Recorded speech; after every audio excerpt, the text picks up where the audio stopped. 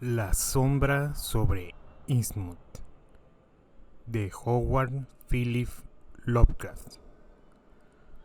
Capítulo cuarto. Es difícil describir el estado de ánimo que me embargó después de este episodio lastimoso, tan insensato y conmovedor como grotesco y terrorífico. El muchacho de la tienda de comestibles me había preparado de antemano y, no obstante, la realidad me había dejado aturdido y confuso. Aunque era un relato pueril, la absurda seriedad y el horror del viejo Sadok me habían producido una alarma que venía a aumentar mi sentimiento de aversión hacia aquel pueblo que parecía envuelto en una sombra intangible. Ya reflexionaría más adelante sobre aquella historia para ver lo que tenía de cierto. Por el momento deseaba no pensar más en ello. Se me estaba echando el tiempo encima de manera peligrosa. Eran las 7:15 en mi reloj y el autobús para Arkham salía de la plaza a las 8. Así que traté de orientar mis pensamientos hacia lo práctico y caminé a toda prisa por las calles miserables y desiertas en busca del hotel donde había consignado mi maleta, delante del cual tomaría mi autobús.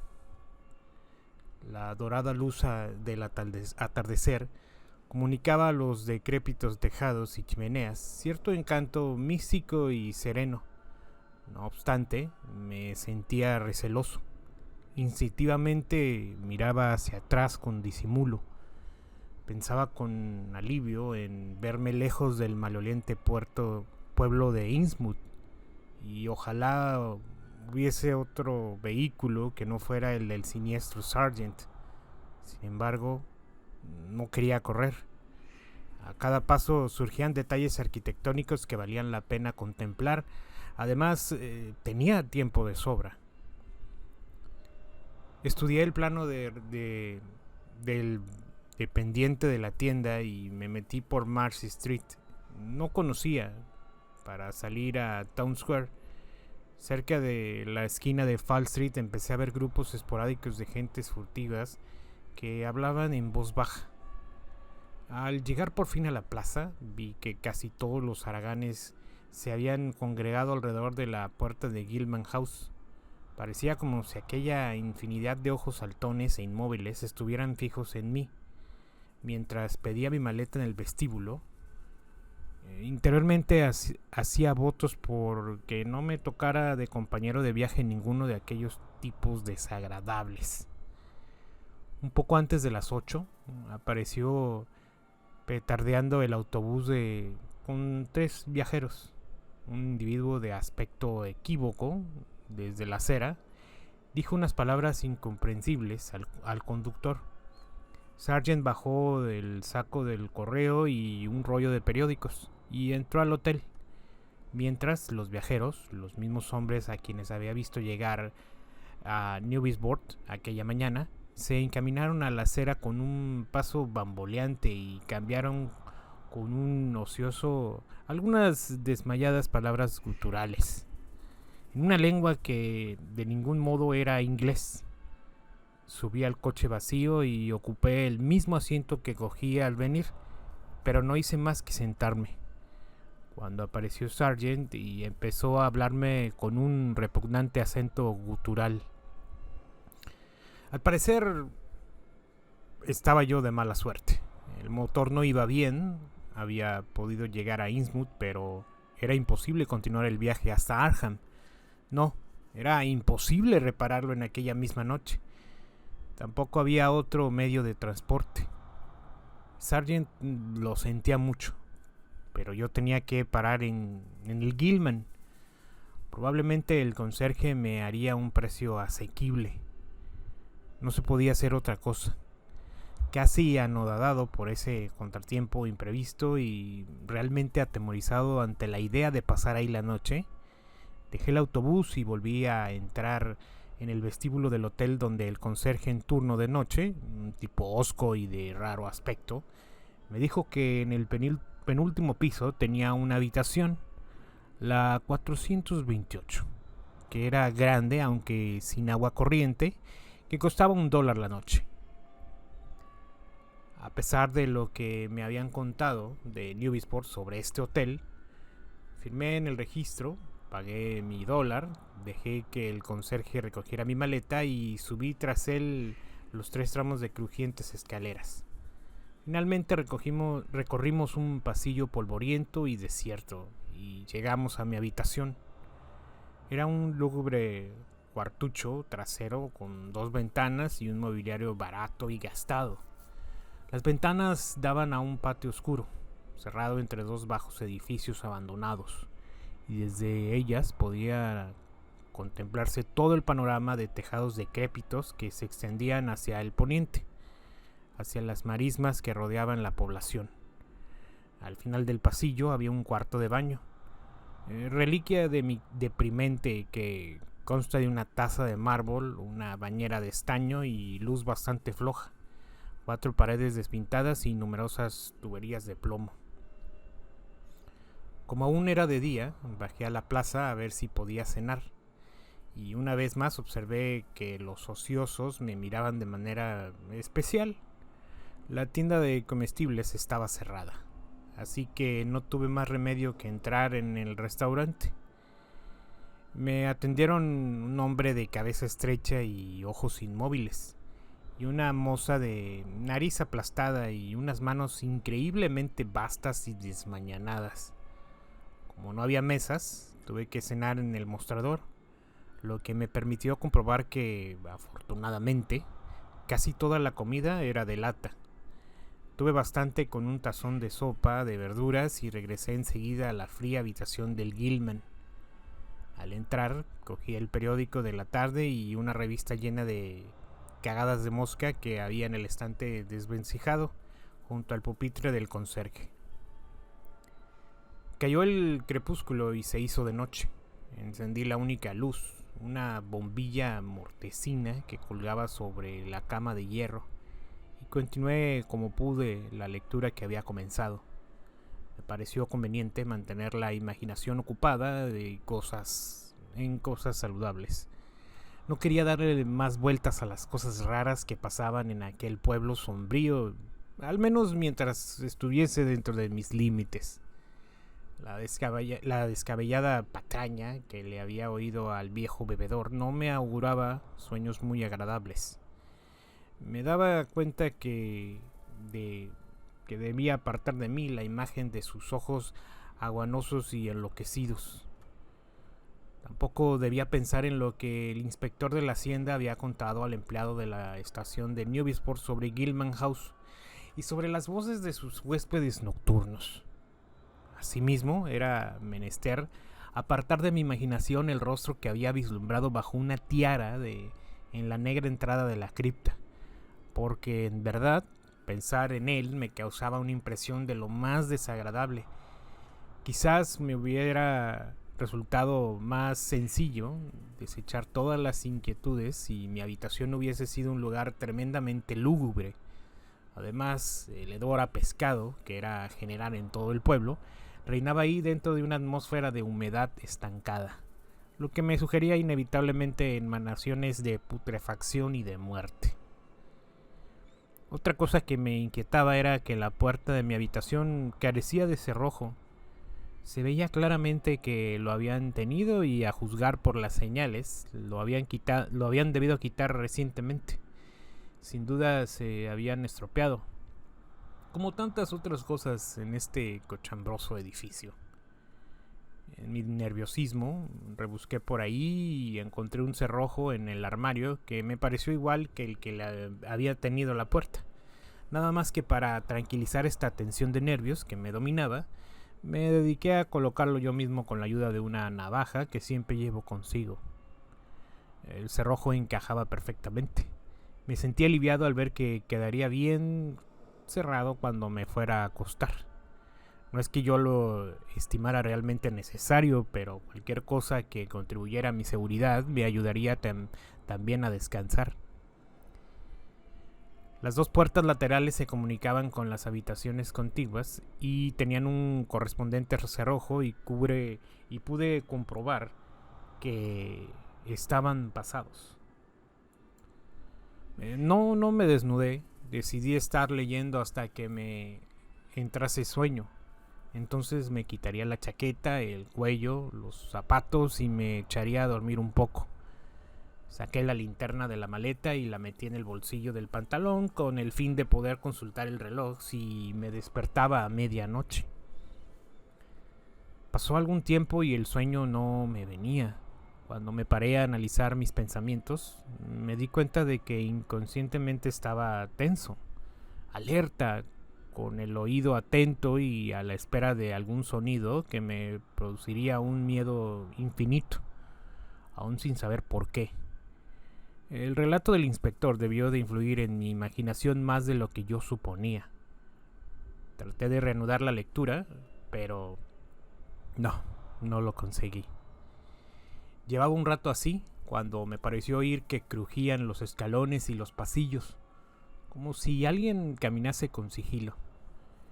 Me dije que seguramente los demás huéspedes empezaban a ocupar sus habitaciones. No se oían voces. Como todo, me dio la impresión de que en aquellos ruidos había un no sé qué furtivo. Aquello no me gustó y empecé a pensar si no sería mejor pasar la noche en vela. Los tipos de aquel pueblo eran sospechosos por demás y era inaudible que habían ocurrido varias desapariciones. Me encontraba en una posada de esas donde se asesina a los viajeros para robarles. Desde luego, yo no tenía aspecto de nadar en la abundancia. ¿O acaso la gente del pueblo odiaba hasta este extremo a los visitantes curiosos? ¿Les habría molestado mi curiosidad? Porque evidentemente me habían visto recorrer plano en mano los barrios más característicos de la localidad, pero de pronto pensé que muy asustado tenía que hallarme para que unos pocos crujidos casuales me pusieran en ese estado de excitación. De todos modos, sentí no tener un arma a la mano. Finalmente, vencido por un agotamiento que nada tenía que ver con el sueño, me eché el recién instalado cerrojo, apagué la luz y me tumbé en la cama sin despojarme de la chaqueta, ni del cuello ni de los zapatos. La oscuridad parecía amplificar todos los ruidos menudos de la noche. Me invadió un sinfín de pensamientos desagradables. Lamenté haber apagado la luz, pero me sentía demasiado cansado para levantarme y volverla a encender.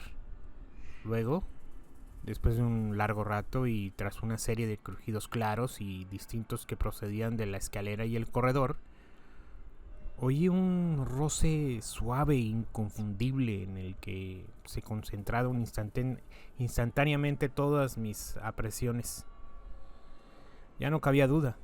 Con cautela, de la manera furtiva y a tientas, estaban tratando de abrir con una llave la cerradura de mi puerta. La sensación de peligro que me invadió en ese momento no fue demasiado turbadora, quizás por los vagos temores que venía experimentando. De modo instintivo, aunque sin una causa definida, me hallaba en guardia, lo que suponía en cierto modo una ventaja para enfrentarme con la prueba real que me aguardaba. Con todo, la concreción de mis vagas conjeturas de una amenaza real e inmediata constituyó para mí una profunda conmoción. Ni por un momento se me ocurrió que el que estaba manipulando en la cerradura de mi cuarto se había equivocado. Desde el primer instante sentí que se trataba de alguien con malas intenciones, así que me quedé quieto, callado como un muerto, en espera de los acontecimientos. A cabo de un rato cesó el apagado forcejeo y oí que entraban en una habitación contigua a la mía. Luego intentaron abrir la cerradura de la puerta que comunicaba con mi cuarto. Como es natural, el cerrojo aguantó firme y el suelo crujió al marcharse el intruso. Poco después se oyó otro chirrido apagado. Estaban abriendo la otra habitación contigua y a continuación probaron abrir la otra puerta de comunicación que también tenía echado el cerrojo. Después, 2 pasos se alejaron hacia las escaleras. Fuera quien fuese, había comprobado que las puertas de mi dormitorio estaban cerradas con cerrojo y había renunciado a su proyecto. De momento, como tuve ocasión de ver. La prestanza con que concebí un plan de acción demuestra que subconscientemente me estaba teniendo una amenaza y que durante horas enteras había estado maquinando, sin darme cuenta, las posibilidades de escapar. Desde el principio comprendí que el desconocido que había intentado abrir representaba un peligro con el que no debía enfrentarme, sino huir cuanto antes. Tenía que salir del hotel lo más pronto posible y desde luego no debía emplear la escalera ni el pasillo. Me levanté sin hacer ruido, enfoqué la llave con la luz con mi linterna. Mi intención era coger algunas cosas de la maleta, echármelas en el bolsillo y huir con las manos libres. Le di al interruptor pero no sucedió nada. Habían cortado la corriente. Estaba claro que el misterioso ataque había sido perpetrado con todo detalle, aunque ignoraba con qué finalidad. Mientras reflexionaba, sin quitar la mano del interruptor, oí un apagado crujido en el piso de abajo. Me pareció distinguir un rumor como de conversación, pero un momento después pensé que me había confundido. Se trataba sin duda de gruñidos roncos y graznidos mal articulados, cosa que guardaba muy poca relación con cualquier lenguaje humano conocido. Luego pensé con renovada insistencia en lo que el inspector de Hacienda había oído una noche en ese mismo edificio ruinoso y pestilente. Con la ayuda de la linterna cogí lo que quedaba en mi maleta, me lo metí en todos los bolsillos, me puse el sombrero y me acerqué de puntillas a la ventana para calcular las posibilidades de mi descenso. A pesar de las reglas de seguridad establecidas por la ley, no había escalera de incendios en ese lado del hotel. Mis ventanas correspondían al 4º piso. Como he dicho, daban a un patio lóbrego y encajonado entre 2 edificios, ambos con sus tejados inclinados que alcanzaban hasta el 4º piso. Sin embargo, no podía saltar a ninguno de los 2 desde mi ventana, sino que desde 2 habitaciones más allá, uno a otro lado. Inmediatamente me puse a calcular las posibilidades de llegar a cualquiera de ellas. Decidí no arriesgarme a salir al pasillo, donde mis pasos serían oídos sin duda alguna, y donde me tropezaría con dificultades insuperables para poder entrar a la habitación elegida. Únicamente podía tener acceso a través de las puertas laterales, menos sólidas, que comunicaban unas habitaciones con otras. Tenía que forzar las cerraduras y los cerrojos arremetiendo con el hombro, caso de encontrarlas cerradas por el otro lado. Me pareció que era lo más factible, porque las puertas no tenían aspecto de resistir mucho, pero no podría hacerlo sin ruido. Tendría que contar con la rapidez y la posibilidad de llegar a la ventana antes de que cualesquiera fuerzas hostiles tuvieran tiempo de abrir la puerta correspondiente al pasillo. Reforcé la de mi propia habitación, apuntándola con la mesa del escritorio que arrastré cautelosamente para hacer el menor ruido posible. Me daba cuenta que de mis probabilidades eran muy escasas, pero estaba enteramente dispuesto a afrontar cualquier eventualidad, aun cuando lograse alcanzar otro tejado. No había resuelto el problema por completo, porque me quedaría aún la tarea de llegar al suelo y escapar del pueblo. A mi favor estaban la desolación y la ruina de los edificios vecinos y el gran número de claraboyas que se abrían en los tejados. Consulté el plano del muchacho de la tienda. La dirección para salir del pueblo era hacia el sur, así que miré primero la puerta de comunicación correspondiente.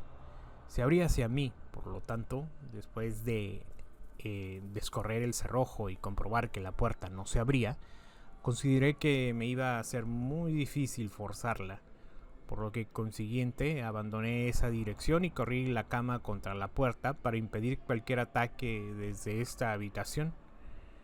La otra puerta se abría hacia el otro lado. Eso debía ser mi camino, a pesar de comprobar que estaba cerrada con llave y que tenía el cerrojo echado por el otro lado. Si podría llegar al tejado del edificio de ese lado, que correspondía a Payne Street, y conseguía bajar el suelo, quizás pudiese alcanzar el patio en 4 saltos y atravesar uno de los 2 edificios para salir a Washington Street o a Bates Street. También podría saltar directamente a Payne Street, dar un rodeo hacia el sur y meterme por Washington Street. En cualquier caso, tenía que dirigirme a Washington Street como fuese y huir a los alrededores de Town Square. Sería preferible evitar Payne Street, ya que el parque de bomberos podría estar abierto por la noche. Mientras meditaba todo esto, contemplé la inmensa marea de tejados ruinosos que se extendía bajo la luz de la luna. A la derecha, la negra herida de la garganta del río hendía el panorama. Las fábricas abandonadas y la estación del ferrocarril se aferraban como lapas a un lado a otro. Detrás se veían las vías rumbosas y la carretera de Rowley que atravesaban la llanura pantanosa, punteada de montículos cubiertos de seca maleza. A la izquierda, en un área más cercana y cruzada por numerosas corrientes de agua salitrosa, la estrecha carretera de Ipswich brillaba por el blanco reflejo de la luna. Desde la ventana del hotel no alcanzaba a ver la carretera que iba hacia el sur, hacia Arkham, donde pensaba dirigirme. Estaba reflexionando, he hecho un par de dudas sobre el momento más oportuno para poner en marcha este plan, cuando percibí abajo unos ruidos indefinidos a los que siguió inmediatamente un crujido pesado en las escaleras. Irrumpió el débil parpadeo de la luz por el montaje de la puerta y el entarimado del corredor comenzó a gemir bajo un peso considerable. Oí unos ruidos guturales, puede que de origen humano, y finalmente sonaron unos fuertes golpes en mi puerta. Por un momento me limité a contener la respiración y a esperar. Me pareció que transcurría una eternidad y de repente el olor a pescado comenzó a hacerse más penetrante. Después se repitieron las llamadas con insistencia, más impacientes cada vez. Comprendí que había llegado el momento de actuar. Descorrí el cerrojo de la puerta lateral y me dispuse a cargar contra ella para abrirla. Los golpes eran cada vez más fuertes. Tal vez disimularían el ruido que iba a hacer yo. Por fin comencé a embestir una y otra vez contra la delgada chapa, sin preocuparme del dolor que me producía en el hombro. La puerta resistió más de lo que había calculado, pero continué con mi empeño. Mientras tanto, el alboroto del pasillo iba en aumento delante de mi puerta. Finalmente se dio la puerta con la que la estaba cargando, pero con el estrépito de los que fuera tuvieron que oírlo. Los golpes se convirtieron más violentos en violentas arremetidas y a la vez oí un fatídico sonido de llaves en las 2 puertas vecinas a la mía. Me precipité a la otra habitación y conseguí echar el cerrojo de la puerta del vestíbulo antes de que la abrieran. Pero entonces oí cómo trataban de abrir con una llave la tercera puerta, la de la habitación cuya ventana pretendía alcanzar. Por un instante me sentí totalmente desesperado. Me iban a atrapar en una habitación cuya ventana no me ofrecía salida posible. Una oleada de horror me invadió al descubrir a la luz de la linterna las huellas que habían dejado en el polvo del suelo los intrusos que habían tratado de forzar la puerta lateral. Después, gracias a un acto puramente automático, provisto de toda lucidez, corrí a la siguiente puerta de comunicación y me dispuse a derribarla. La suerte me fue favorable. La puerta de comunicación no solo no tenía echada la llave, sino que estaba entreabierta. Entré en un salto y apliqué la rodilla y el hombro a la puerta del vestíbulo, que en ese momento se estaba abriendo. Cogí desprevenido al que trataba de abrir, de suerte que conseguí pasar el cerrojo, cosa que hice también con la otra puerta que acababa de flanquear. Durante los breves instantes de alivio que siguieron, Oí que disminuían las embestidas contra las otras dos puertas, mientras crecía un confuso alboroto en mi primitiva habitación, cuya puerta lateral había atrancado yo con la cama. Evidentemente el tropel de mis asaltantes había entrado por la habitación contigua del otro lado y se lanzaba tras de mí por el mismo camino. En ese mismo momento oí cómo introducían una llave en la puerta del pasillo de la habitación siguiente. Estaba rodeado. La puerta lateral que daba a esa habitación estaba abierta de par en par. No había tiempo de contener la del vestíbulo, que ya la estaban abriendo. Lo único que pude hacer fue echar el cerrojo de la puerta lateral de comunicación, igual que había hecho con la de enfrente, y colocar la cama contra una, la mesa del escritorio contra la otra y el aguamaní contra la del pasillo. Debía confiar en esas barreras improvisadas hasta que hubiera saltado por la ventana del tejado del edificio de Payne Street, pero aún en ese trance supremo, el horror que yo sentía no se debía a la fragilidad del dispositivo de defensa. Lo que a mí me horrorizaba era que ninguno de mis perseguidores, aparte ciertos jadeos, gruñidos y ladridos apagados, había pronunciado una sola palabra inteligible y humana.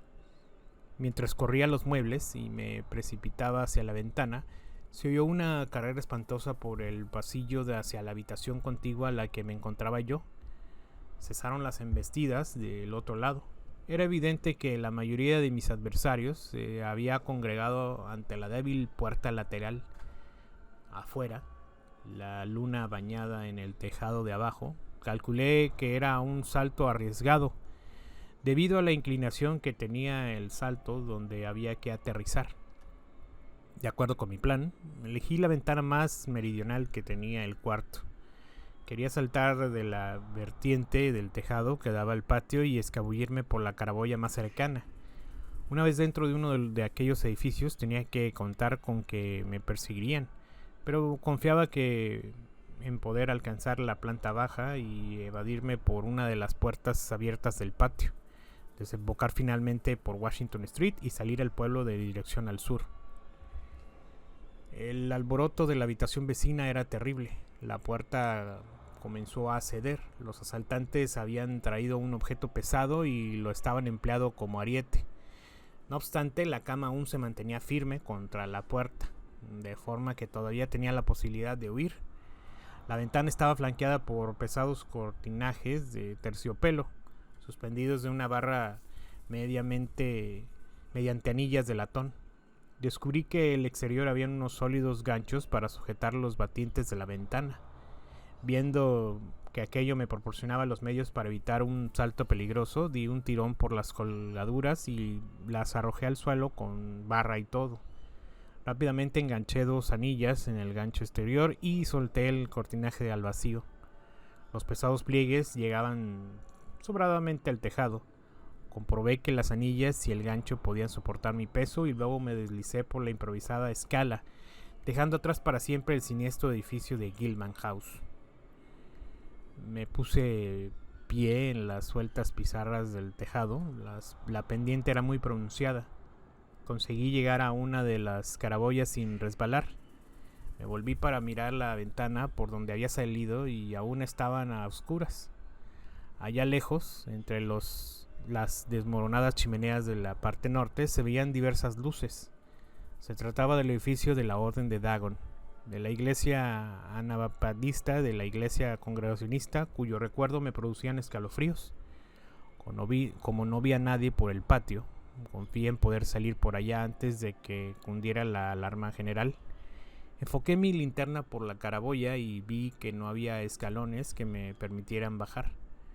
No obstante, la altura no era excesiva y de modo que me dejé caer, y yendo a parar a una habitación llena de polvo y atestada de cajas medio deshechas y de barriles. El sitio era lúgubre, pero apenas me produjo impresión alguna. Me precipité inmediatamente por unas escaleras que descubrí gracias a la linterna. Miré la hora. Eran las 2 de la madrugada. Los peldaños crujieron levemente bajo mi peso. Corrí escaleras abajo, crucé una especie de granero en la segunda planta y llegué a la planta baja. Reinaba en ella la más completa desolación. Solo el eco correspondía al ruido de mis pasos presurosos. Por fin llegué al vestíbulo. En un extremo se veía un débil rectángulo de luz que cortaba la puerta que daba al Paine Street. Tomé la otra dirección y me encontré con que la puerta de atrás también estaba abierta. Bajé 5 peldaños de piedra y me hallé al fin en el patio de losas y césped. La luz de la luna no llegaba hasta aquí, pero se veía el camino sin necesidad de linterna. Algunas de las ventanas del Gilman House estaban débilmente iluminadas, e incluso me pareció oír ruido en su interior. Caminé cautelosamente en dirección a la salida que daba a Washington. Encontré varias puertas abiertas y elegí la más cercana. Atravesé un pasillo oscuro y al llegar al otro extremo vi que la puerta en la calle estaba sólidamente cerrada. Decidí probar con otro edificio. Volví a la tienda sobre mis pasos, pero me detuve en seco junto a la puerta del patio. Por una puerta del Gilman salía un enjambre de siluetas dudosas. Agitaban con linternas en la oscuridad. El graznido horrible de sus voces se mezclaba con unos gritos apagados en lengua extraña. Las figuras se movían de manera incierta. Me di cuenta que no sabía qué dirección había tomado, y no obstante, me sacudió un escalofrío de horror. No se distinguían bien sus figuras, pero su andar encogido y bamboleante me producía una inexplicable repugnancia. Lo más desagradable era la figura extraña coronada con su tiara, ya familiar para mí, que avanzaba al frente de la comitiva. Al ver cómo aquellas figuras se desplegaban por todo el patio, mis temores aumentaron, y si no encontrara ninguna salida a la calle, el olor a pescado se hizo tan intenso que dudé si sería capaz de soportarlo sin desmayarme. Nuevamente me metí a tientas en busca de una salida. Abrí una puerta y entré a otra habitación vacía. Las ventanas estaban cerradas, pero carecían de favela. Alumbrándome con una linterna, pude abrir las contraventanas. Y un momento después salté al exterior y cerré cuidadosamente la ventana, dejándola como la había encontrado. Estaba, pues, en Washington Street. Por el momento no se veía un alma, ni había más luz que la luna.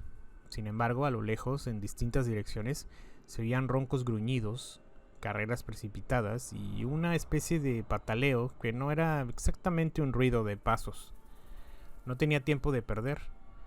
Sabía orientarme en la oscuridad, pero de modo que casi agradecí que estuvieran apagadas las luces de las calles, como era costumbre en las poblaciones rurales atrasadas.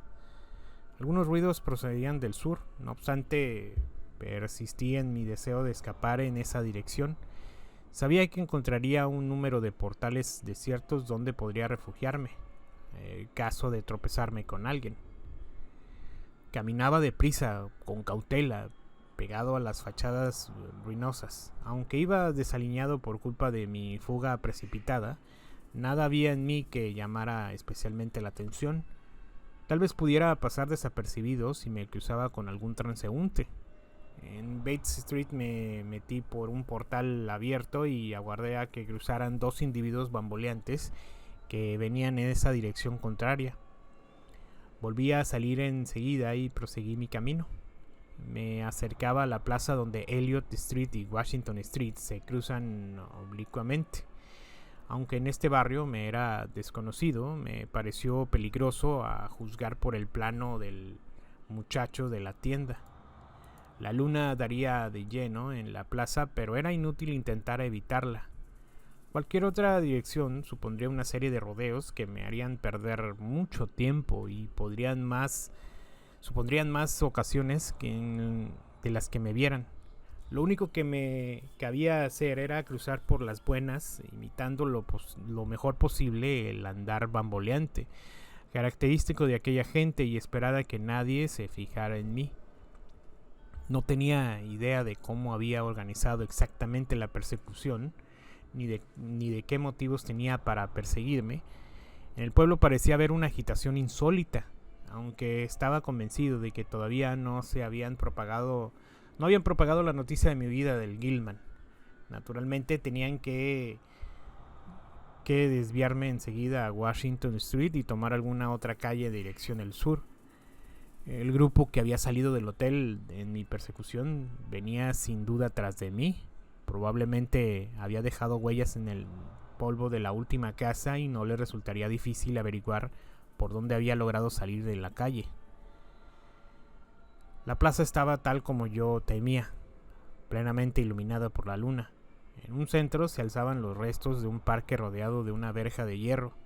Por fortuna, no había un alma en una calle en los alrededores, pero me pareció oír un rumor lejano, procedente quizá de Town Street.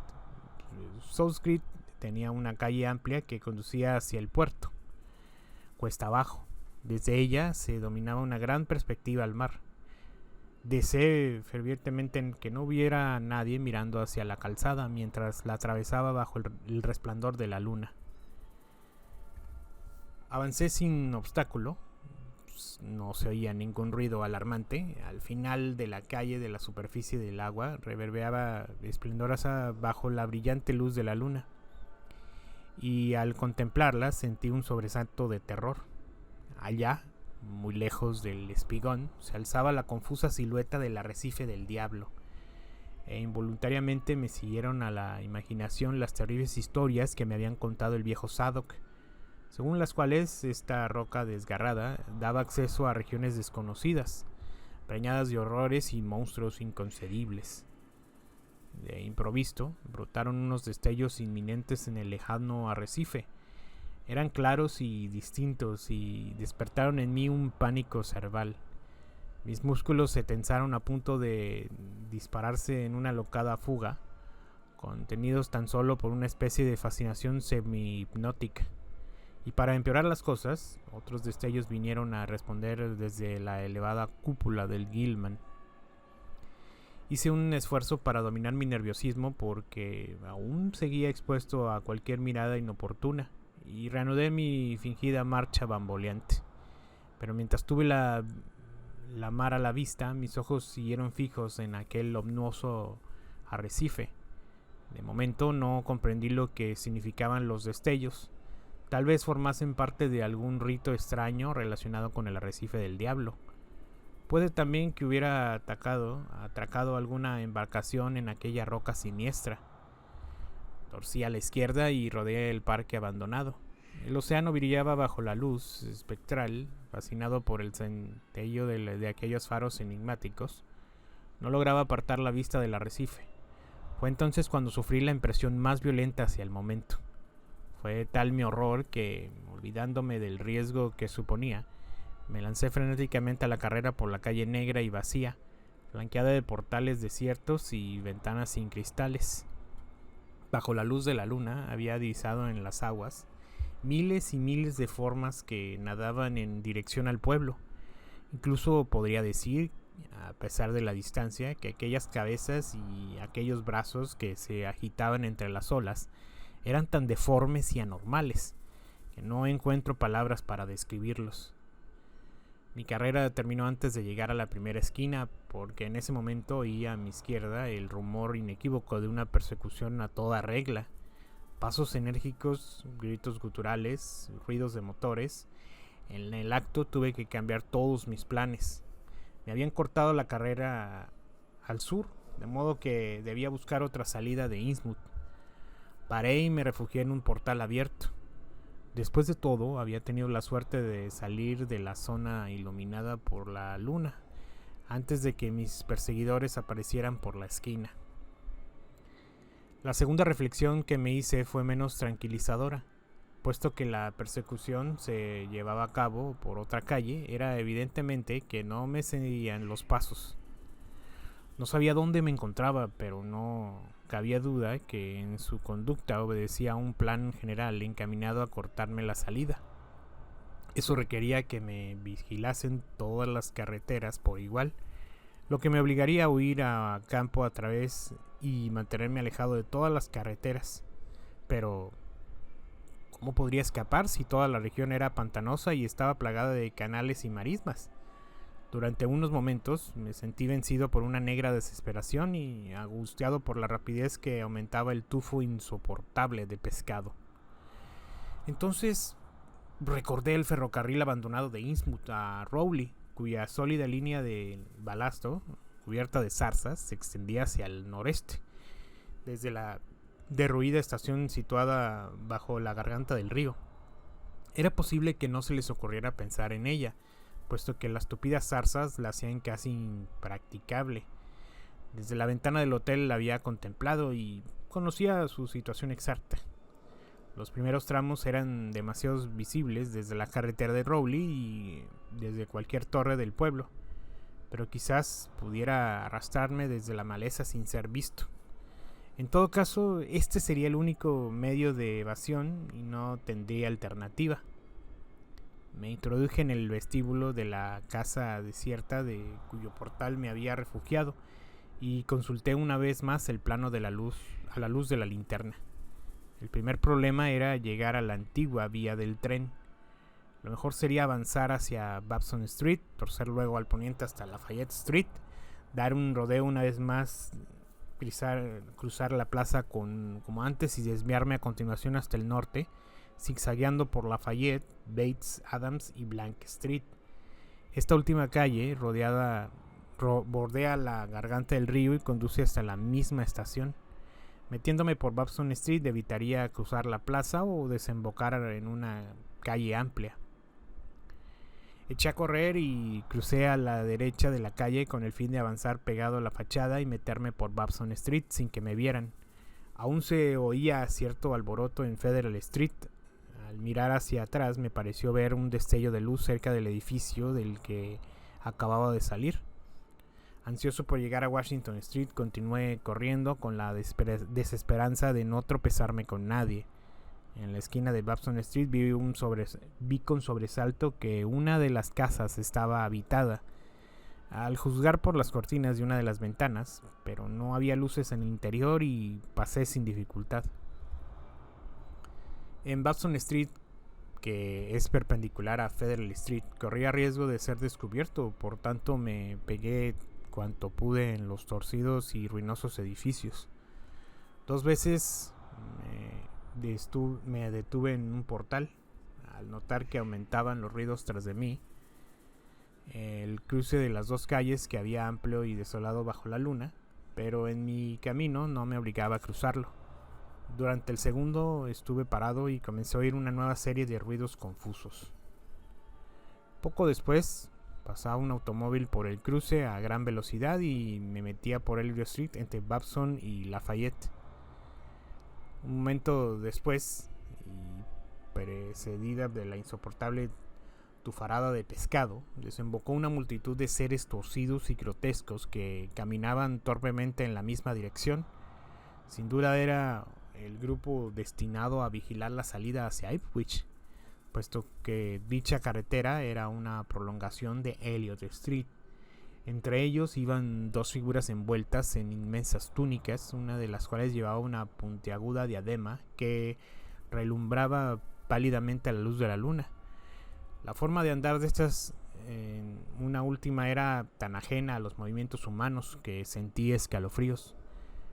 Me pareció que aquella criatura caminaba a saltos. Cuando desapareció el último de la expedición, seguí con mi camino. Atravesé por la esquina de la calle de Lafayette y crucé en 4 saltos Elliot Street. El alboroto se oía más lejos. Por Town Square lo que más miedo me daba era tener que cruzar otra vez por la ancha calle South que bordeaba el puerto, pero no tenía otro remedio. Si quedaba algún rezagado de Elliot Street, lo más probable sería que me descubriese inmediatamente. En el último momento decidí que era mejor aminorar la marcha y cruzar como antes, fingiendo el andar bamboleante de los nativos de Innsmouth. Cuando apareció de nuevo la vista de la mar, esta vez a la derecha, me hice el firme propósito de no mirar, pero fue inútil. Mientras caminaba con paso vacilante, pegado a las fachadas, me volvía en cuanto y miraba de reojo. No había ningún barco a la vista, lo que, a decir verdad, no me sorprendió. En cambio, me quedé perplejo al descubrir un bote de remos que ponía a proa a los muelles abandonados. Iba cargado con un bulto envuelto en un paño de hule. Los remeros, cuyas siluetas se vislumbraban a lo lejos, tenían un cuerpo particularmente deforme. Aún se distinguían algunos nadadores en el agua. Muy lejos, en el negro arrecife, se veía un débil resplandor fijo, distinto a la luz parpadeante que había observado anteriormente. Era un resplandor extraño, de un color que me fue imposible identificar. Por encima de los tejados asomaba la alta cúpula del Gilman, completamente oscura. El olor a pescado, que había disminuido últimamente, comenzó pronto a dejarse sentir con una intensidad insoportable. No había acabado de cruzar la calle cuando vi que a lo largo de Washington Street avanzaba un grupo procedente del Distrito Norte. Cuando llegaron a la amplia explanada, desde la cual acababa yo de contemplar el pavoroso panorama bajo la luna, pude fijarme en ellos sosegadamente, sin que me vieran, desde la distancia de una manzana de casas tan solo. Me quedé aterrado ante la bestial deformidad de sus rostros, ante su forma casi animal de andar. Uno de los individuos se movía exactamente igual a un mono.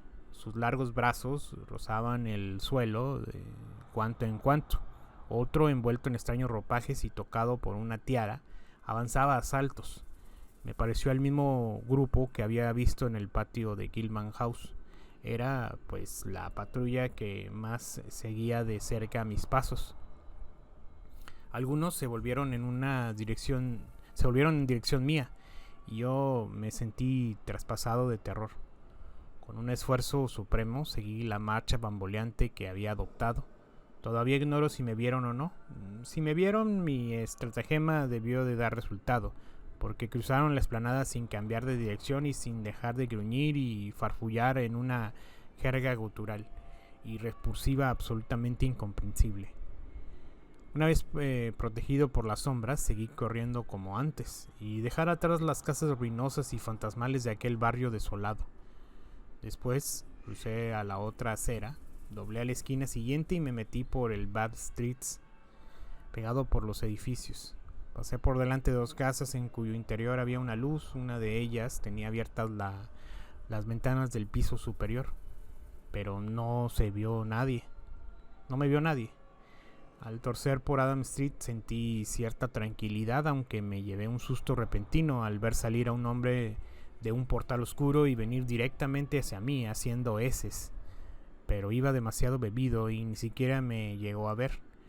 De esta forma llegué sano y salvo a las lúgubres ruinas de los almacenes de Bank Street. Ni un alma se movía en la absoluta quietud de la calle junto a la garganta del río. El ruido sordo del salto de agua ahogaba totalmente el rumor de mis pasos. Había una buena tirada hacia la estación derruida. Los muros de ladrillo de los almacenes me parecían aún más amenazadores que las fachadas que había dejado atrás. Finalmente llegué a los arcos de la antigua estación, o lo que quedaba de ellos, y me fui directamente al extremo donde arrancaba la vía. Los raíles estaban oxidados y llenos de orín, aunque casi intactos. Más de la mitad de las travesías estaban aún en buenas condiciones. Era muy difícil andar y más correr por una superficie semejante. De todos modos, procuré adoptar mi paso al terreno hasta que logré caminar con cierta rapidez. Durante un trecho, la línea férrea se ceñía al borde del río para desembocar finalmente en una gran puente cubierto que cruza el precipicio a la altura del vértigo. El estado de este puente determinaría mi camino a seguir. Si estaba buenamente posible, lo cruzaría. Si no, tendría que aventurarme otra vez por las calles y buscar el puente más próximo, si aún era practicable. El viejo puente brillaba espectralmente a la luz de la luna. Las traviesas se encontraban en buen estado, al menos en el primer tramo. Encendí una linterna y entré.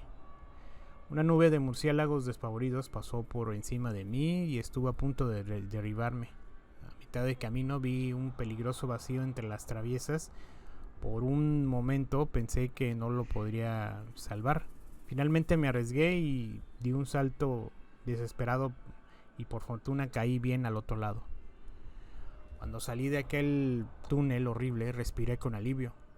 Los viejos raíles cruzaban River Street, después describían una curva y adelantaban en una zona que cada vez menos urbanizada, en la que a la vez disminuía también el nauseabundo olor a pescado que reinaba en todo Innsmouth.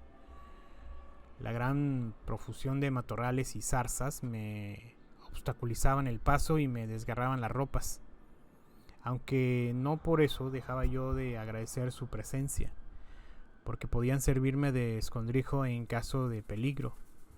No ignoraba que una buena parte de mi camino era visible desde la carretera Rowley. Muy pronto empezó la región pantanosa. La vía la atravesaba sobre un terraplén de poca altura, cubierto de una maleza algo menos tupida. Luego venía una especie de isla de terreno firme, algo más elevado, y la línea la atravesaba encajonada en una zanja obstruida por arbustos y zarzas. Daba gusto caminar protegido por la zanja, teniendo en cuenta sobre todo que, según había podido apreciar desde la venta del Gilman, la línea férrea se hallaba en ese punto peligrosamente próxima a la carretera de Rowley, la cual venía a cruzarla al final de la zanja para desviarse después y perderse la vista, pero en ese momento debía de actuar con prudencia. Antes de entrar a la zanja miré hacia atrás. Nadie me perseguía. Los viejos campanarios y los tejados ruinosos de Innsmouth resplandecían grandiosos y etéreos bajo la mágica luz de la luna. Esta visión me hizo pensar en el aspecto que debió de tener el pueblo antes de que la tenebrosa sombra se abatiera sobre él. Luego miré el campo y lo que vi me heló la sangre. Al principio me pareció observar cierto movimiento ondulante hacia allá lejos, hacia el sur. Era como si una muchedumbre interminable saliese del pueblo por la carretera de Ipswich. La distancia era considerable y no se distinguía con exactitud, pero no me gustó nada aquella columna en movimiento. Ondeaba demasiado y relucía asombrosamente bajo la luna del poniente. Incluso me pareció oír ruidos y voces, pero el viento me impidió cerciorarme. Era algo como si un patear y rugir de bestias, peor aún que los gruñidos de las patrullas del pueblo. Por la cabeza me pasó toda clase de conjeturas desagradables. Pensé en aquellos seres aún más deformes que, según se decía, se ocultaban en las casas miserables del pueblo. También me vinieron a la imaginación los terribles nadadores que había vislumbrado confusamente en el agua, a juzgar por los grupos que había visto hasta el momento y los que con toda seguridad había salido por las demás carreteras. El número de mis perseguidores debía de ser inconcebible, sobre todo teniendo en cuenta de que Innsmouth era un pueblo casi deshabitado. ¿De dónde había salido la densa multitud que componía aquella marea ondulante y lejana? ¿Acaso los vetustos edificios supuestamente desiertos rebosaban efectivamente de una vida insospechada y secreta? ¿O es que estaban ahí desembarcando una legión de seres extraños de aquel arrecife del infierno? ¿Quiénes eran? ¿Por qué estaban ahí? ¿Serían las patrullas de las otras carreteras igualmente numerosas? Me interné en la maleza de la cortadura y pugnaba por abrirme camino con dificultad, cuando otra vez se extendió el abominable olor a pescado. Había cambiado el viento repentinamente y venía ahora de la mar, y así debía ser, en efecto, porque también empezaron a oírse horribles murmullos guturales en estos parajes hasta entonces silenciosos. Y una cosa distinguí que me desagradó aún más. Un ruido blando, como el de un animal que caminara a saltos por un suelo mojado. No sé por qué lo asocié con aquella ondulante columna que se movía en la carretera de Ipswich.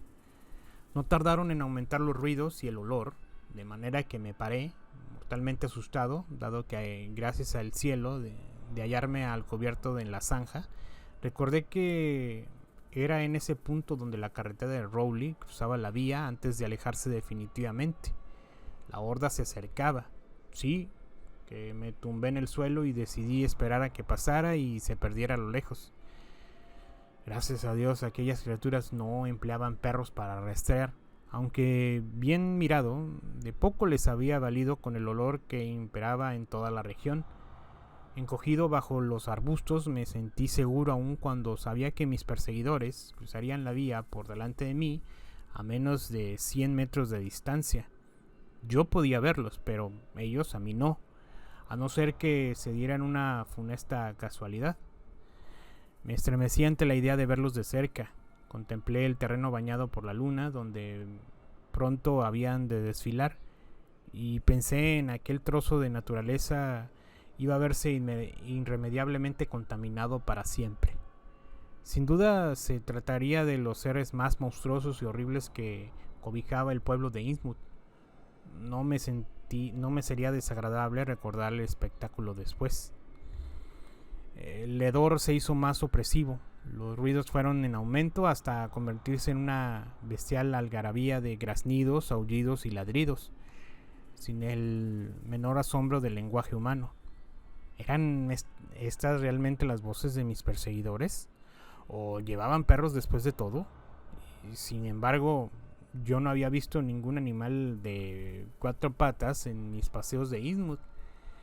El ruido de los cuerpos blandos y pesados se hizo mayor. Jamás me atrevería a mirar las monstruosas criaturas que lo producían. Mientras las oyese caminar o saltar por delante de mi escondite, mientras aquellos seres horribles no se perdían en la distancia, mantendría los ojos firmemente cerrados. La borda estaba ya muy cerca. El aire vibraba en roncos gruñidos, el suelo casi se estremecía al ritmo extraño de sus pisadas. Contuve la respiración y concentré todas mis fuerzas para mantener los párpados apretados.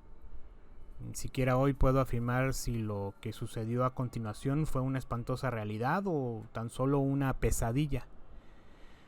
Las ulteriores medidas represivas adoptadas por el gobierno a consecuencia de mis denuncias desesperadas permitirán suponer que efectivamente se trataba de una abominable realidad, pero no es posible que también retome una alucinación en una atmósfera irreal e hipnótica como la que envolvía aquella ciudad poblada de espectros.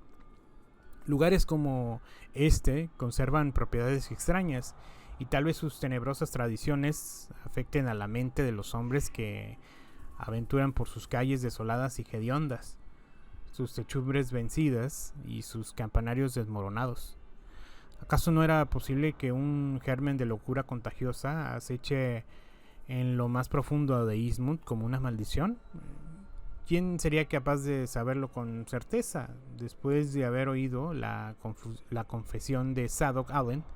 Por cierto, que las autoridades del gobierno jamás encontraron al pobre Zadok, ni supieron explicar lo que había sido de él. ¿Dónde acaba la locura y empieza la realidad? ¿Es posible que incluso mi último temor no era más que una engañosa ilusión? Pero voy a intentar describir lo que me pareció ver aquella noche, bajo la burlesca luz de la luna. El desfile de toda una cohorte de endriagos que, en realidad o no, apareció por la carretera de Rowley mientras permanecí agazapado entre las zarzas, porque como es natural, mi propósito de permanecer con los ojos cerrados fracasó rotundamente. Era ridículo proponerme una cosa así. ¿Cómo iba a estarme sin mirar a aquella mientras esa legión de seres deformes cruzaba a saltos torpes, aullando y croando a 100 metros escasos en donde me encontraba yo? Antes de que aparecieran, me creía preparado para afrontar lo peor. Ya había visto bastantes cosas desagradables en el término de un día y no imaginaba que fuera posible que superasen esa monstruosidad y deformidades a todo lo que me había perseguido por las calles. Logré mantener los ojos apretados hasta que el ronco clamor se hizo ensordecedor. Pasaban en ese momento por delante de la zanja en el cruce de la carretera y la vía. Entonces no pude resistir más y abrí los ojos. Eso fue el fin. Desde entonces siento en mi equilibrio mental se ha roto para siempre y me he perdido toda confianza de la integridad de la naturaleza y el espíritu del hombre, ni dando crédito al extraño relato del viejo Sado que en sus menores detalles había podido imaginar la realidad demoníaca y blasfema que presencié. Intencionalmente estoy procurando soslayar el horror de describirla. ¿Es posible que sobre este planeta se hayan engendrado tales abominaciones y que unos ojos humanos hayan visto en carne y hueso lo que ahora pertenecía solamente al reino de la pesadilla y la locura? Y sin embargo lo vi. Era una manada interminable de seres inhumanos que avanzaban a brincos, graznando y balando bajo el reflejo espectral de la luna. Una zarabanda grotesca y maligna de delirante fantasía. Unos llevaban enormes tiaras doradas, otros iban ataviados con ropajes extraños. Había uno al que iba en cabeza que vestía una amplia levita que no conseguía disimular su enorme joroba, y un pantalón a rayas. Un sombrero de fieltro coronaba el bulto deforme con una que hacía de las veces de cabeza. Tenía todos un color gris verdoso, con el vientre blanquecino. La mayoría era de piel reluciente y resbaladiza, y sus dorsos jorobados estaban cubiertos de escamas. Sus figuras recordaban vagamente al antropoide, pero sus cabezas parecían de pez, con unos ojos prodigiosamente saltones que no parpadeaban jamás. A ambos lados del cuello les palpitaban las agallas y sus grandes zarpas tenían dedos palmeados. Brincaban de manera irregular, unas veces erguidos, otras veces a cuatro patas. Su voz era una especie de aullido o graznido, pero evidentemente constituía un lenguaje con todos los matices de expresión que les faltaban a sus semblantes impasibles. Y no obstante, pese a su monstruosidad, me resultaba de cierto modo familiares. Demasiado bien sabía yo quiénes eran. ¿Acaso no tenía una fresca en mi memoria la imagen de la tiara de Neuvillesport? Se trataba de los mismos peces rana cuyas imágenes abominables ornaban la joya de oro, pero vivos y en todo su horror. Y de repente comprendí por qué razón me impresionó tantísimo el sacerdote de la tiara que vislumbré en la cripta de la iglesia. Esa fue la visión fugaz de la horda impura. Eran miles y miles, verdaderos enjambres, aunque desde mi escondite no podía abarcar toda la carretera, por fortuna. Un momento después se borró de mis ojos aquella visión dantesca y sufrí un desvanecimiento misericordioso, el primero de toda mi vida. La sombra sobre Innsmouth, de Howard Philip Lovecraft. Capítulo 5. Me despertaron los suaves rayos del sol. Me encontraba en medio de unos matorrales, en la zanja del ferrocarril. Me levanté y salí tambaleándome a la carretera. No había una sola huella en el barro fresco, ni olor a pescado en el aire. Los tejados ruinosos y deshechos campanarios de Innsmouth asomaban grisáceos por el sudoeste, pero no se veía ni un ser viviente en toda la zona desolada por las marismas. Mi reloj andaba todavía. Eran más de las 12. Tenía una vaga idea de lo que había sucedido, pero en el fondo de mi mente palpitaba el sentimiento de algo tremendamente espantoso. Debía alejarme a toda costa de la sombra maligna de Innsmouth, así que traté de valerme de mis miembros entumecidos y fatigados. A pesar de la debilidad, del hambre, el horror y el aturdimiento, me sentí al cabo con fuerzas para caminar y emprendí la marcha, sin prisas ya, por la enfangada carretera de Rowley. Al anochecer Me encontraba en Rowley, bien comido y con ropas presentables. Cogí el tren de la noche para Arkham y al día siguiente me presenté a las autoridades locales para hacer unas largas declaraciones. Me repetía mi llegada a Boston, que el público ya conoce las consecuencias de mi denuncia y verdaderamente me gustaría no tener nada más que añadir. Tal vez la locura se estaba apoderando de mí. Puede que me encuentre bajo la amenaza de un horror, acaso de un prodigio aún mayor. Como es fácil comprender, renuncié al resto del programa. Viajes de interés arquitectónico, arqueólogo, visitas a museos, etc., que como tanto entusiasmo había confeccionado. Tampoco quise contemplar cierta pieza de orfebrería que, según me habían dicho, se guardaba en el Museo de la Universidad de Miskatonic. En cambio, aproveché mi estancia en Arkham para recoger algunos datos genealógicos de mi familia que desde hace mucho tiempo tenía ganas de poseer. Cierto que dichos datos eran poco precisos, pero ya los ordenaría más adelante cuando tuviese tiempo. El conservador de los archivos históricos de Arkham, Mr. Lapham Peabody, me ayudó con una gran amabilidad y manifestó un interés excepcional cuando le dije que era nieto de Eliza Orne, de Arkham, nacida en 1867 y casada con James Williamson, de Ohio, a la edad de 17 años. Al parecer, un tío materno mío había estado ahí muchos años antes, en busca de los mismos datos que a mí me interesaban, y la familia de mi abuela había sido, o aún lo era, objeto de comidillas en la localidad. Mr. Peabody dijo que pocos días después de la guerra civil, cuando se casó el padre de mi abuela, Benjamin Orne, se suscitaron violentas discusiones debido a que el linaje de la novia era particularmente enigmático. Lo único que se averiguó fue que era huérfana y que pertenecía a una rama de los Marsh establecida en New Hampshire y que, al parecer, era prima de los Marsh del condado de Essex, pero se había educado en Francia y ella misma sabía muy poco de su familia. Su tutor, un sujeto cuyo nombre no resultaba familiar a los habitantes de Arkham, había depositado fondos en un banco de Boston para su manutención y el pago de una institutriz francesa. Al cabo de cierto tiempo, el tutor dejó de dar señales de vida, de suerte de la institutriz asumió ese papel por decisión de un tribunal. La francesa, hace ya muchos años que murió, era muy reservada. Había quienes decían que de haber contado todo lo que sabía esa mujer, se habían podido aclarar muchos misterios.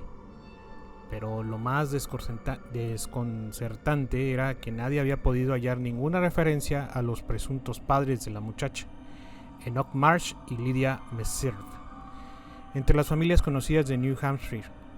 Muchos habían opinado que tal vez mi bisabuela fuese hija natural de algún Marsh de elevada posición.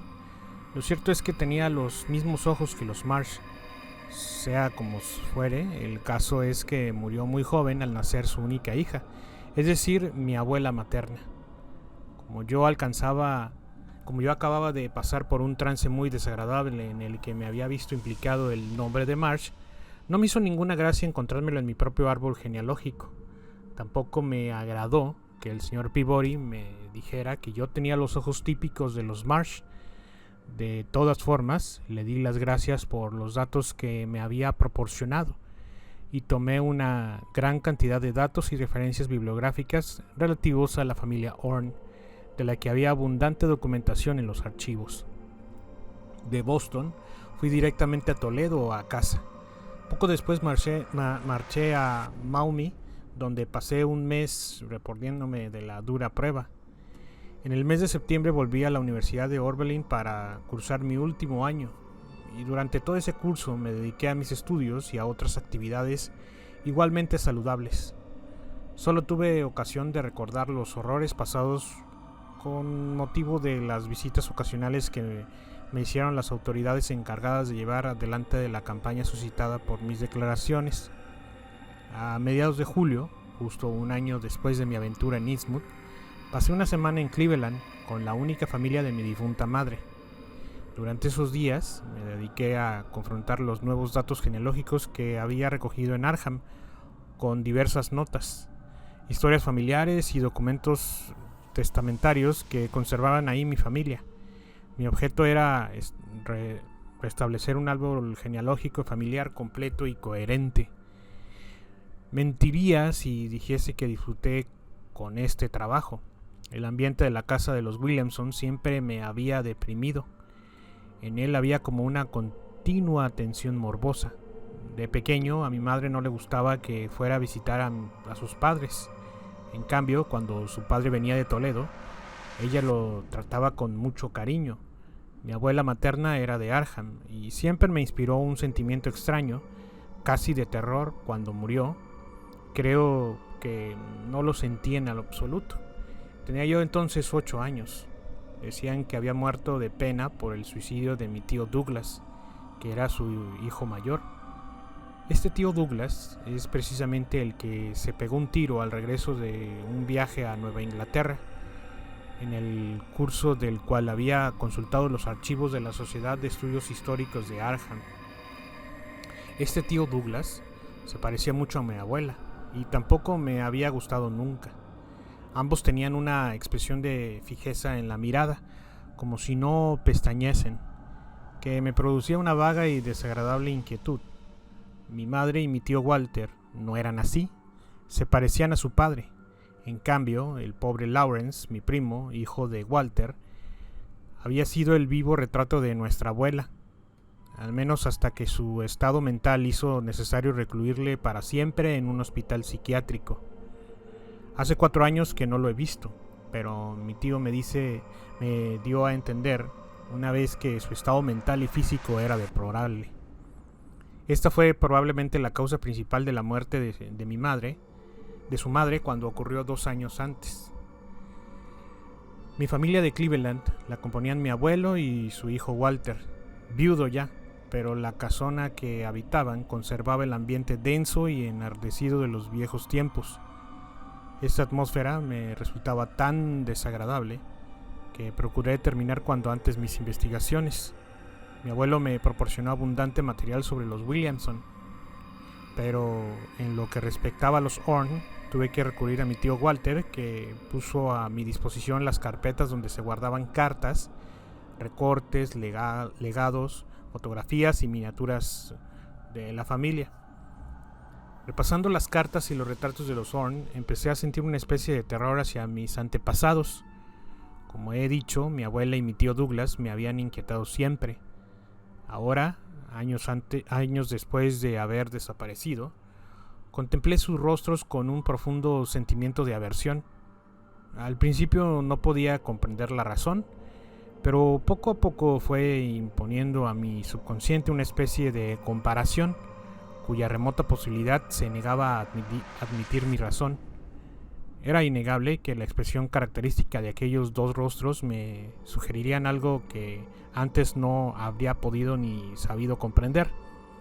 En cambio, ahora la sola idea de aceptarla me producía un pánico inenarrable.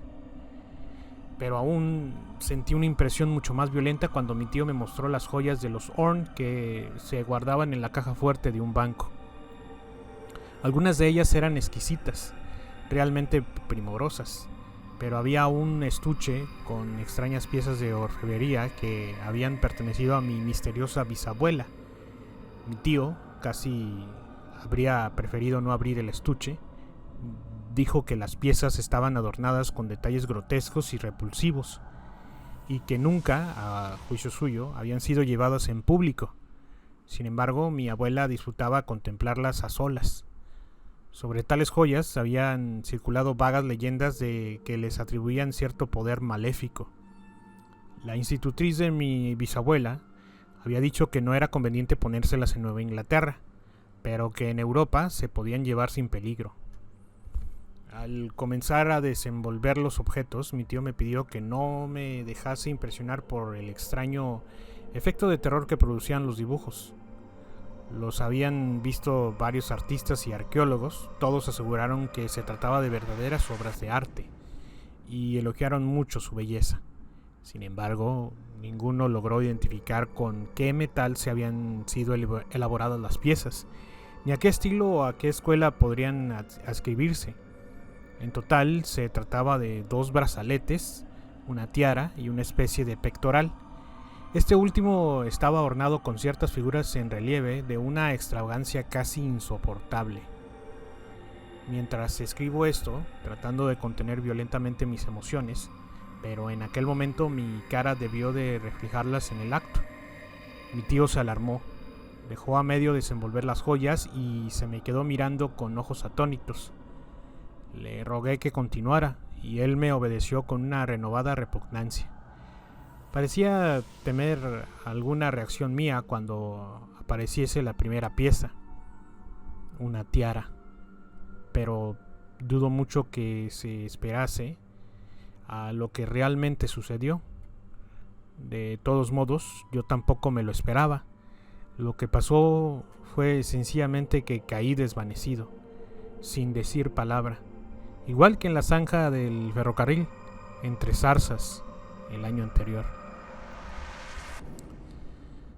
A partir de ese momento mi vida ha sido una pesadilla de lucubraciones y pensamientos tenebrosos. Ya no sé dónde termina la espantosa realidad y a dónde comienza la locura. Mi bisabuela era una Marsh de origen desconocido y su marido había vivido en Arkham, pero ¿lo dijo el viejo Zadok de Obed Marsh había logrado casar a la hija que le diera su monstruosa segunda esposa con un individuo de Arkham? ¿Y no había aludido el viejo borracho al parecido de mis ojos con los del capitán Obed? Y también en Arkham el conservador me había dicho que yo tenía los ojos típicos de los Marsh. ¿Era pues Obed Marsh mi tatarabuelo? Y entonces, ¿quién, o mejor dicho, qué había sido mi tatarabuela? Pero quizás todo eso no fuera más que desvaríos. Aquellos ornamentos de oro pálido pudieron ser comparados con el padre de mi bisabuela, quienquiera que fuese, a ningún marinero de Innsmouth, y aquella expresión de fijeza impasible de los rostros de mi abuela y mi tío Douglas. El que se suicidó tal vez no fuese sino un engaño de mis sentidos, pura fantasía nacida de mi experiencia de Innsmouth, cuyo recuerdo aún me hacía estremecer. Pero si es así, ¿por qué entonces se habría quitado la vida a mi tío, precisamente después de indagar sobre sus antepasados? Durante más de 2 años he luchado por apartar de mí todos esos pensamientos, algunas veces con éxito. Mi padre me consiguió un empleo en una compañía de seguros y yo me consagré febrilmente a mi ocupación rutinaria para no pensar. En el invierno de 1930-31, no obstante, empezaron los sueños. Al principio se me venían de manera esporádica y solapada. Luego, a medida que pasaban las semanas, se hicieron más frecuentes y más vívidos. Ante mí se abrían en sueños grandes espacios acuáticos por los que yo flotaba a través de inmensos pórticos sumergidos y de murallas ciclópeas cubiertas de algas. En un principio soñé con peces grotescos que me acompañaban en mis vagabundeos submarinos. Después comenzaron a aparecer otras formas que me llenaban de horror al despertar, pero que durante el sueño no me causaban el más ligero temor. Yo era uno de ellos. Llevaba sus mismos adornos, recorría con ellos las sendas del mar y juntos orábamos en sus grandiosos templos subacuáticos. Al despertar no lograba acordarme de todo, pero los fragmentos que recordaba habían bastado para hacerme pasar por un loco, o quizás por un poeta maldito. Por otra parte, sentía un impulso irracional a apartarme de la vida sana y ordinaria que llevaba, y a lanzarme a las tinieblas y a la locura. Combatí ese impulso, y mi lucha desesperada fue arruinando mi salud. Finalmente me vi obligado a dejar mi colocación y a vivir encerrado, como un inválido. Sufría alguna desconocida enfermedad del sistema nervioso, que a veces incluso me impedía cerrar los ojos. Por entonces empecé a estudiarme en el espejo con creciente ansiedad. Nunca es agradable contemplar los lentos estragos que produce la enfermedad, pero en mi caso había algo más, algo sutil e inexplicable. Mi padre debió notarlo también porque comenzó a mirarme con asombro y casi con espanto. ¿Qué me estaba sucediendo? ¿Acaso me iba pareciendo cada vez más a mi abuela y a mi tío Douglas? Una noche tuve un sueño terrible. Soñé que me encontraba con mi abuela bajo el mar. Vivía ella en un palacio fosforescente, lleno de terrazas, rodeado de extraños jardines donde nacían corales leprosos y monstruosas flores submarinas, y salía a recibirme con una amabilidad casi burlona.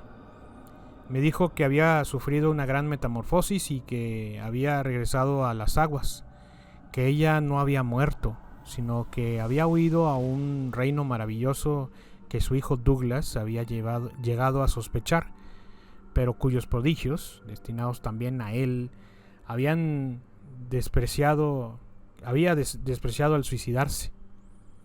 Este reino también me estaba destinado a mí. No podría sustraerme a mi destino.